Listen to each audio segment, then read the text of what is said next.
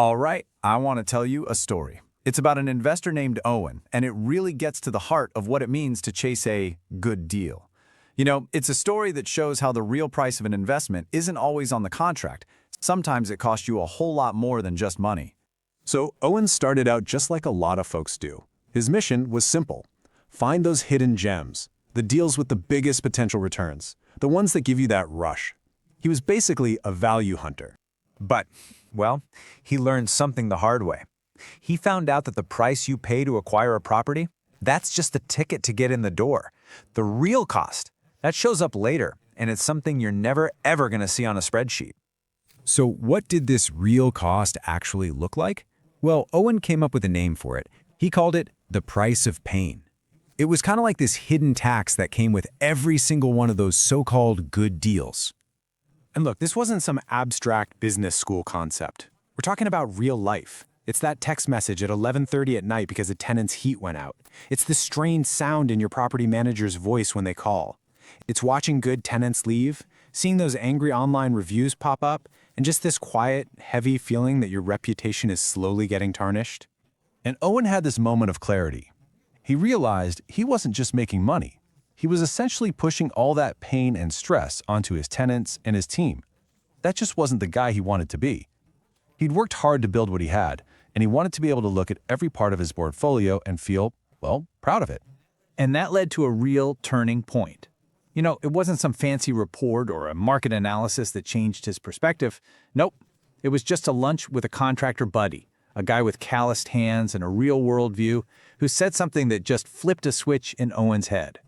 His friend just laid it out there plain and simple. He said, look, it's not the deal itself that's going to sink you, it's the bad communication. All those little assumptions, the things you don't say, that's the stuff that comes back to bite you. But then he said something even more powerful. And that was it. That was the lightning bolt. A property isn't just wood and concrete. It's a network, a chain of people. You've got the tenants, the managers, the tradespeople, and you. And if any link in that chain is weak or stressed, the whole thing is going to start to fall apart. It doesn't matter how great the numbers looked at the start. Owen went home that night and he couldn't shake that conversation. So he came up with a brand new filter, a single question he would ask himself before making any decision from that point forward. This was it. This was his new mantra. So simple, right? Before he even glanced at the financials, he'd stop and ask himself, does this hold weight?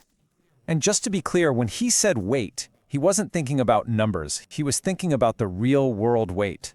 The well-being of the tenants, the real-life messiness of timelines and trades, the stress on everyone involved, including himself. It was the total human impact of the deal. So, with this new question as his guide, Owen started looking for a totally different kind of partner. He eventually found a wholesaler who wasn't selling hype. Their whole vibe was just different. Think about that. Instead of promising the moon, they talked about boundaries. They actually said this to him. They understood that a good deal shouldn't force you to compromise your own values. It was about peace of mind just as much as it was about profit. And this is the central idea, right here. Owen realized there are basically two kinds of deals. You've got your rope bridge deals. They're exciting, they're full of adrenaline, but they're vague and, let's be honest, absolutely terrifying to cross. Then you have the engineered bridge. It might seem boring, but it's strong. It's documented. It's clean. It's built to actually get you to the other side safely. So what did he do? The choice was pretty clear. No more rope bridges. He chose the engineered bridge. So what happened? What's the payoff for choosing the boring, stable path? What does that look like when the dust settles? Well, the project wasn't flashy, but man, was it smooth. Updates showed up when they were supposed to. Every question got a clear answer, in writing. If there was a hiccup, he heard about it early. And because the process was so predictable and calm, that whole chain of humans, they stayed calm too. A few months later, Owen went to go see the building. He just stood there and watched a tenant walk out, coffee in hand, shoulders totally relaxed. The place wasn't perfect, nothing is, but it felt honest, it felt cared for, it felt respected, and you could tell the people inside felt that way too. And that's really the whole story. Owen finally got it. A great investment isn't just about the money it brings back. It's about building a reputation that you can feel good about, something you can comfortably, live inside. So I guess the real question for all of us is, what kind of reputation are we building with our work?